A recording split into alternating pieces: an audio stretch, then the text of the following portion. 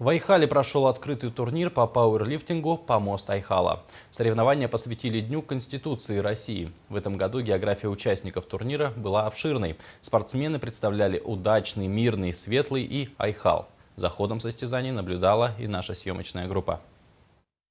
40 спортсменов в этом году вышли на помост Айхала, чтобы продемонстрировать свои спортивные возможности. Среди них были те, кто уже давно увлекается силовыми видами спорта, и те, кто только совсем недавно пришел в спортзал.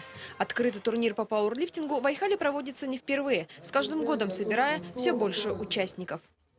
Для юниоров, для подростков это в первую очередь агитация, это в принципе образ жизни, потому что пауэрлифтинг он закаляет не только физически, он закаляет и морально. В этом году в турнире приняли участие и представительницы женского пола. Девушки представляли различные населенные пункты, выступая отнюдь не хуже мужчин. В ходе состязаний большинству участников удалось впервые выполнить различные разряды. Соревнования имеют огромную роль для спортсмена. Это как проверка его тренировок, правильно ли он тренируется или нет. Если что-то надо поменять, он делает выводы, естественно, и корректирует, по-новому планирует свои тренировки.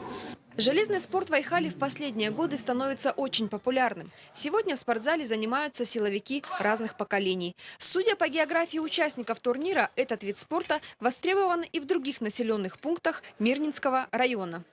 Занимаются, по подворотням не ходят, пиво не пьют, скажем так, силу тренируют, уверенность в себе.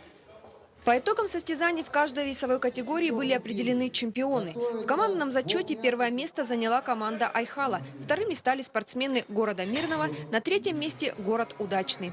Несомненно, в ходе состязаний каждый участник получил большой соревновательный опыт, который пригодится тяжелоатлетам на следующих соревнованиях. Оксана Мезенцева, Андрей Шаповалов, телерадиокомпания «Алмазный край».